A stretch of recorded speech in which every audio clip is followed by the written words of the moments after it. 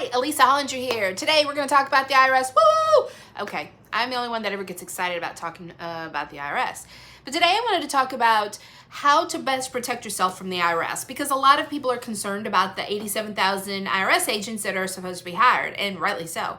The agents that we have right now, a lot of the experienced ones are retiring and they're moving on. So then we end up with these new hires that lack training, they lack experience. So the best way to protect yourself from the ones that we currently have and the ones that they're supposed to hire is to make sure that your books are right. So if you're a small business owner, this is vital and key to not only make sure that you're not losing tax benefits, but also to protect yourself from the IRS. So we want to make sure that you're not living out of your bank account. We want to make sure that you are keeping up with your documents. Every time you have meals and entertainment, well, entertainment's not deductible anymore, but when you have meals, we need to know who you had dinner with. We need to know why you had dinner. We need to know what you talked about and what the business purpose was for every single meal. Now, if you're bringing meals in for your employees for the convenience of you, maybe it's tax season and you won't let them leave. Well, it's probably a little harsh, but maybe you don't want them to leave because you need to be open for your clients or for whatever reason.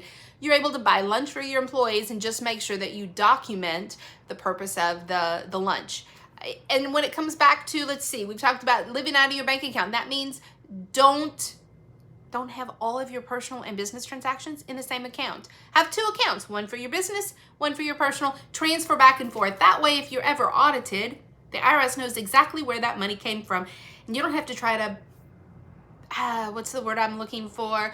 Represent or protect or provide documentation on something that really could have been handled in a much easier fashion. So don't live out of your bank account. Make sure that you keep good records when it comes to meals and entertainment. On top of that, make sure that you're following the rules when it comes to the entity that you are in. Your tax professionals should be able to help you with this, meaning if you are a corporation, if you're a partnership, if you are a sole proprietorship, you need to know the standards that the IRS is looking for that they're going to be comparing you to in your industry. That's probably enough for now. But if you really, really are serious about making sure that the IRS can't come after you, then you need to start getting yourself in order now so you can be proactive instead of reactive.